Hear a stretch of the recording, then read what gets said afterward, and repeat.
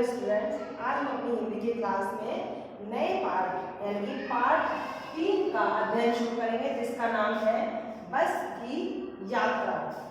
बस की यात्रा मैं आपको थोड़ा सा बता दूं, चैप्टर शुरू करने से पहले एक व्यंग्यात्मक हास्यात्मक कहानी का रूप है, जो कि आगे आपको कई सारी बातें इसमें पढ़ने में आएंगी। कई सारे वर्ड ऐसे हैं जिनको आपको पढ़ने में हंसी आएगी, और जो एक व्यंग्यात्मक रूप में यानी कि कमेंट के रूप में भी करे गए हैं, जिनको पढ़ के आपको बहुत ज़्यादा हंसी आएगी। एक हास्य प्रधान स्टोरी है, जो कि आप इसकी पिक्चर देख के समझ ही गए होंगे कि ये बस कैसी बनी हुई है। बस की दशा आप देख रहे होंगे कि बस में बैठने वाला भी सोच समझ के बैठे, यानी कि डर में बैठे कि इस बस में मैं बैठूं या नहीं बैठूं। लेकिन क्या होता है, कभी कभी समय ऐसा होता है कि हमें कहीं पर पहुंचना बहुत जरूरी हो जाता है, तो हमें जैसी सवारी मिलती है हम उसमें वैसे ही बैठ जाते हैं। ऐसे ही इसमें 5 फ्रेंड यानी कि 5 मित्र जो हैं वो एक जगह यानी कि पन्ना नाम की जगह है, वहां पे टाइम से पहुंचना चाहते थे। टाइम से पहुंचने के लिए उन्हें क्या इस बस में बैठना जरूरी हो गया था। फिर कोई उन्हें साधन नहीं मिल सकता था, इसलिए इस बस में बैठ गए। लेकिन बैठने के साथ साथ उनके मन में एक उधेड़-बुन चल रही थी कि हम इस बस में बैठे या नहीं बैठे, कि हम इस बस में बैठकर समय से पहुंच पाएंगे क्या, कहीं कुछ हो ना जाए, हमारे साथ कोई हादसा ना हो जाए। आप भी सोचते होंगे कि जब कोई आप कहीं बहुत जल्दी में जा रहे होंगे तो क्या आपको जैसा साधन मिलता है, जैसा मयूरी रिक्शा कुछ भी मिलता है, आप उसमें बैठ जाते हैं, चाहे वो किसी भी कंडीशन में हो। ऐसे ही इसमें इन्हीं सब बातों का वर्णन किया गया है। चलिए हम अपनी स्टोरी शुरू करते हैं, बस की यात्रा। हम 5 मित्रों ने तय किया कि शाम 4 बजे की बस से चले। पन्ना से इस कंपनी की बस 17 के लिए घंटे भर बाद मिलती है, जो जबलपुर की ट्रेन मिला देती है। सुबह घर पहुंच जाएंगे। हम में से 2 को सुबह काम पर हाजिर होना था, इसलिए वापसी का यही रास्ता अपनाना जरूरी था। लोगों ने सलाह दी कि कम समझदार आदमी इस शाम वाली बस से सफर नहीं करते। क्या रास्ते में डाकू मिलते हैं? नहीं, बस ही डाकिन है, मतलब बस ही डाकू है, डाकिन है, यानी कि डायन है, जो दूसरों की जिंदगी शायद खा ले। उसने इस तरीके से व्यंग्यात्मक रूप में कहा है कि उनको डर था कि इस बस में बैठने के बाद हमारा जीवन जो है बचेगा या नहीं, ये बस हमारा जीवन निकल जाएगी। तो आगे देखते हैं। बस को देखा तो श्रद्धा उमड़ पड़ी। बस की इतनी बुरी कंडीशन थी कि उनके मन में उसके प्रति श्रद्धा की भावना उमड़ आई। खूब वयोवृद्ध थी, ऐसा लग रहा था कि सारा जीवन इसने अपना जी लिया है, इसके जीवन में कुछ नहीं बचा है, जीने की उम्मीद भी नहीं बची, ये बिल्कुल जर्जर अवस्था में पहुंच चुकी है। सदियों के अनुभव के निशान लिए हुए थी। उसे बस को देख के लगता था कि सदियां जी चुकी है, अपनी सदियों की लाइफ जी चुकी है। लोग इसीलिए इसे सफल नहीं करना चाहते थे कि वृद्धावस्था में इसे कष्ट होगा। वृद्धावस्था ऐसी होती है कि उस अवस्था में जो है ना, काम ना करने की स्थिति में शरीर आ जाता है। ऐसे ही इस बस को जो है वृद्धावस्था का नाम दिया गया कि हम इससे जो है सफर नहीं करेंगे, कि इसमें अगर हम सफर करें तो शायद ये अपना जीवन समाप्त कर ले। यह बस पूजा के योग्य थी, उस पर सवार कैसे हुआ जा सकता था। उन्होंने कमेंट किया, व्यंग्य किया है इसमें कि यह बस पूजा के लायक, हम इस पर सवार कैसे हो सकते हैं। बस कंपनी के एक हिस्सेदार भी उसी बस में जा रहे थे, जो बस की उस कंपनी के जो हिस्सेदार थे वो भी उसमें बैठे हुए थे। हमने उनसे पूछा ये बस चलती भी है? बस की इतनी खराब कंडीशन थी कि उन्होंने उनसे पूछा क्या यह बस चलती है? वह बोले चलती क्यों नहीं है जी, अभी चलेगी। हमने कहा वही तो हम देखना चाहते हैं, अपने आप चलती है या? हाँ जी, और कैसे चलेगी। उन लोगों में बातचीत हुई, फिर आगे गजब हो गया, ऐसी बस अपने आप चलती है। उन्होंने क्या फिर एक व्यंग्य किया कि गजब हो गया, ये बस अपने आप चलती है, ऐसा तो हो कैसे हो सकता है।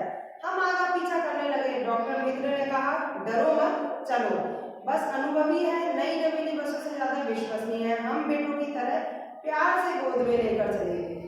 हम जो है बेटे जैसे प्यार में माएँ जो है बेटों को गोद में लेकर चलती है बड़े प्यार से, ऐसे ही ये बस हम लोगों को बिठाकर बड़े प्यार से चलेगी। हम बैठ गए।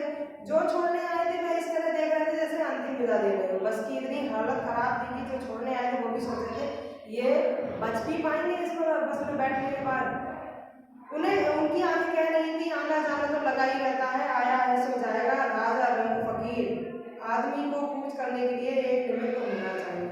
अब जो बैठाने आया था उसने भी यही सोचा कि आना जाना तो लगा रहता है, शाम को अपने टाइम पर तो पहुंचेंगे, देखा जाएगा जो आगे होगा। सब कुछ हमारे भगवान के ऊपर होता है। इंजन सचमुच स्टार्ट हो गया, बैठने के बाद उन्हें लगा इसका इंजन स्टार्ट नहीं होगा, लेकिन क्या हुआ, इंजन भी स्टार्ट हो गया।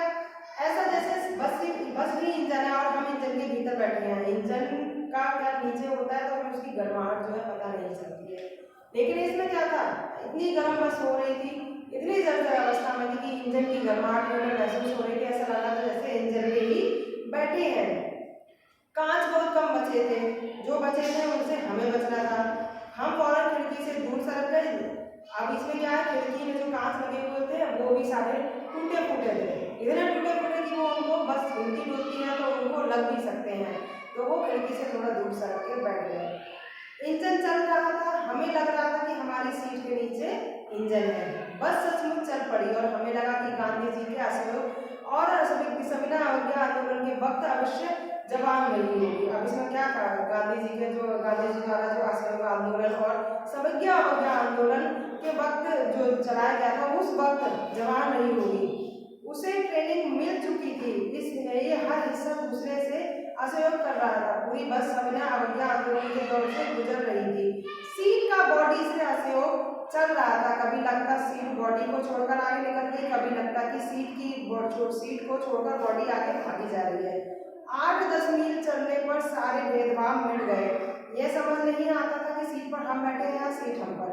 अब सीट बैठने वाली भी ऐसी थी कि बस हिलती डुलती आगे चलती तो सीट आगे सरक जाती, तो उसके साथ जो उस पर बैठा हुआ इंसान क्या होता था, वो कभी पीछे रह जाता, कभी सीट के साथ आगे रह जाता।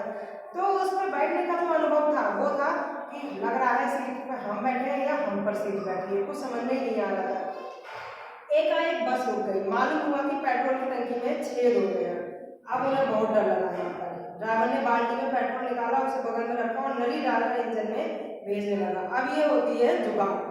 यहाँ पर देखिए कि उसमें पेट्रोल की टंकी में छेद हो गया, वहां से अगर पेट्रोल निकलता रह गया, उन्होंने क्या करा, बाल्टी में पेट्रोल निकाल लिया और बगल में रख दिया और नली डालकर इंजन में भेजने लगा। उन्होंने दूसरा तरीका निकाल लिया। अब मैं उम्मीद कर रहा था कि थोड़ी देर बाद बस कंपनी के हिस्सेदार इंजन को निकालकर गोद में रख लेंगे और उसे नली से पेट्रोल पिलाएंगे, जैसे माँ बच्चे को दूध मुंह में दूध की शीशी लगाकर पिलाती है। अब इसको पढ़ने के बाद आपको बहुत हंसी आ रही होगी, जैसे कि मुझे भी आ रही है, कि उन्होंने जो क्या है एक दूसरा रास्ता निकाला। फिर उन्होंने आगे की जो इमेजिन करना शुरू किया, जो उसमें बैठे हुए थे, कि उन्होंने कहा कि अभी इन्होंने नली से इंजन में पेट्रोल डालना शुरू किया है, थोड़ी देर बाद इंजन भी निकल जाएगा तो इंजन को ही अपनी गोद में रख लेंगे, जैसे माँ एक बेटे को अपनी गोद में लिटाकर शीशी से दूध पिलाती है, ऐसी नली से ही अपनी गोद में इंजन को रखकर पेट्रोल पिलाते रहेंगे और बस को चलाते रहेंगे।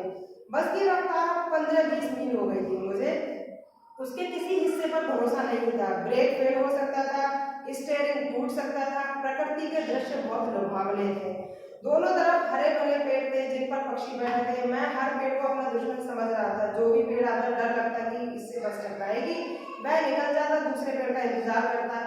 झील दिखती तो सोचता कि इसमें बस गोता लगा जाएगी। अब रास्ते में जितनी भी चीजें आ रही थी, अब जैसे दो चीजों का वर्णन किया है, पेड़ और नदी।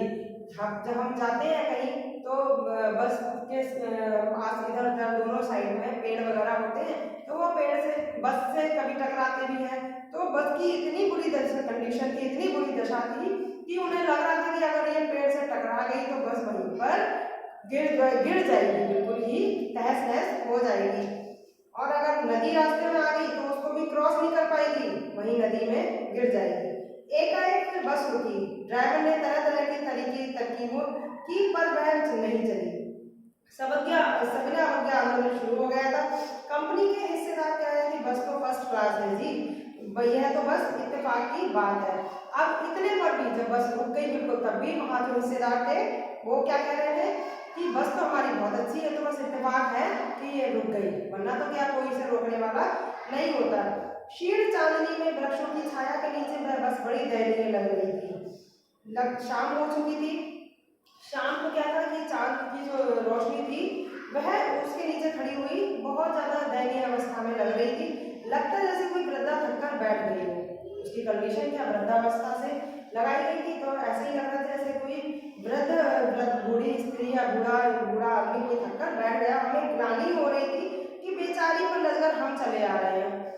अगर इसका प्रावधान हो गया तो इस बियाबान में हमें इसकी अंत्येष्टि करनी पड़ेगी। हिस्सेदार साहब ने इंजन खोला और उसको सुधारा, बस आगे चली। उसकी चाल और कम हो गई थी। धीरे धीरे वृद्धा की आंखों की ज्योति जाने लगी। चांदनी में रास्ता टटोलकर वह रेंग रही थी। आगे या पीछे से कोई गाड़ी आती दिखती तो वह एकदम किनारे खड़ी हो जाती और कहती, निकल जाओ बेटी, अपनी तो उम्र ही नहीं रही। आगे पीछे जो भी वाहन चल रहे थे, क्या था, उस बस के हिसाब से बहुत तेजी से जा रहे थे और वो बस जाने दे रही थी। क्यों? क्योंकि इतनी हालत खराब थी उसकी, और चलते चलते भी इसकी हालत खराब हो गई थी कि वो क्या अपनी स्पीड नहीं पकड़ पा रही थी। तो क्या आगे इसमें वजन के रूप में कहा गया है कि निकल जाओ बेटी, अपनी तो वह उम्र ही नहीं रही कि मैं तुमसे कंपटीशन कर सकूं। एक पुलिया के ऊपर पहुंचे थी कि ये टायर फिस करके बैठ गया।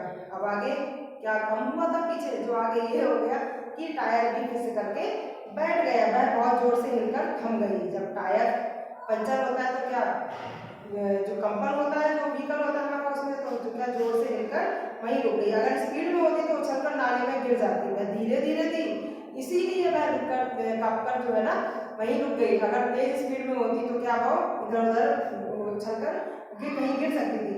मैंने इस कंपनी के हिस्सेदार की तरफ पहली बार श्रद्धाभाव से देखा। वह टायरों की हालत जानते थे, फिर भी जान हथेली पर लेकर इसी बस से सफर कर रहे हैं। उत्सर्ग की ऐसी भावना दुर्लभ है। सोचा, इस आदमी के साहस और बलिदान भावना का सही उपयोग नहीं हो रहा है। इसे तो किसी क्रांतिकारी आंदोलन का नेता होना चाहिए। अगर बस नाले में गिर जब पड़ती तो हम सब मर जाते हो। और देवता बाहें पसारे उसका इंतजार करते कहते, वह महान आदमी आ रहा है जिसने एक टायर के लिए प्राण दे दिए, मर गया पर टायर नहीं बदला। इसकी बुरी इतनी सजा के बारे में ये कहा गया है कि इतनी बुरी कंडीशन होने के बावजूद भी उसके दिमाग में एक बार भी टायर बदलने का उपाय नहीं आया। उसने इन्हीं टायरों से ही इस बस की पूरी जो है जीवन गुजार देने का संकल्प लिया था, ऐसा लग रहा है। तो दूसरा घिसा टायर लगाकर बस फिर चली। टायर पंचर होने के बाद क्या हुआ, उसने दूसरा घिसा टायर का नया टायर नहीं लिया, दूसरा घिसा टायर जो है फिर लगा दिया उसमें और बस को फिर चला दिया। अब हमने वक्त पर पन्ना पहुंचने की उम्मीद छोड़ दी थी। इतना सब कुछ होने के बावजूद उन मित्रों ने जो है अपना समय पर जहां उन्हें जाना था पन्ना जगह पर, वहां उन्होंने पहुंचने की उम्मीद छोड़ दी। पन्ना कभी भी पहुंचने की उम्मीद छोड़ दी थी। पन्ना क्या, कहीं कभी भी पहुंचने की उम्मीद छोड़ दी। पन्ना क्या, वो जगह क्या, उन्होंने कहीं भी पहुंचने की उम्मीद छोड़ दी थी। क्यों? क्योंकि लगातार जो इंसिडेंट घटनाएं हो रही थी उससे उन्हें डर लगने लगता था कि जिंदगी इसी बस में गुजारनी है और इससे सीधे उस लोग को प्रयाण कर जाना है। इस पृथ्वी पर उसकी कोई मंजिल नहीं है। हमारी बेताबी तनाव खत्म हो गए। हम बड़े इत्मीनान से घर की तरह बैठ गए। चिंता जाती रही, हंसी मजाक चालू हो गया। अब क्या है इसमें, वो इस बस में बैठने के बाद उन्होंने क्या ये सोचा कि अब हम कहीं भी जहाँ भी हमें जाना होगा क्या हम धीरे धीरे करके पहुंच ही जाएंगे, अगर नहीं पहुंचेंगे तो भी आगे देखा जाएगा। लेकिन अब बैठना तो इसी में ही है, जाना तो इसी से ही है। तो चिंता जो है मन से जाती रही और उन्होंने क्या करा, हंसी मजाक जो अपना कंटिन्यू रखा। तो उम्मीद करती हूँ आपने बहुत मजे लेकर ये स्टोरी पढ़ी होगी, समझी होगी, और आगे भी आप इसको समझ में ना आए तो पढ़िए, इसको समझिए। क्यों, आपको बहुत जल्दी ये स्टोरी समझ में आएगी, क्योंकि इसमें व्यंग्यात्मक रूप में बहुत सारी बातें कही गई हैं। चलिए, अब मैं आपको फिर से एक बात रिमाइंड करा दूं कि आपको क्या करना है। पहले जब आपका पार्ट कंप्लीट हो जाता है तब आप नोटबुक पे जो लिखेंगे तो क्या लिखेंगे, सबसे पहले शब्द के बाद प्रश्नोत्तर इसमें है कारण बताएं के सारे प्रश्न करने हैं 1 2 3 4 5। पार्ट से आगे ये भी आपको करने हैं। मन बहलाना ये आपको केवल ओरल डिस्कशन के लिए है, भाषा की बात भी ओरल डिस्कशन के लिए है। जैसा कि मैंने आपको बताया, अपने क्लासमेट से, फ्रेंड से, घर में किसी से भी अपने ये ओरल डिस्कशन के क्वेश्चन आंसर डिस्कस करेंगे। बाकी जो है आपको ये रिटन में करने हैं। शब्दार्थ की बुक वाले करने हैं, ये मैं आपको फोटो क्लिक करके भेजूंगी। चलिए, अब हम मिलते हैं अपनी नेक्स्ट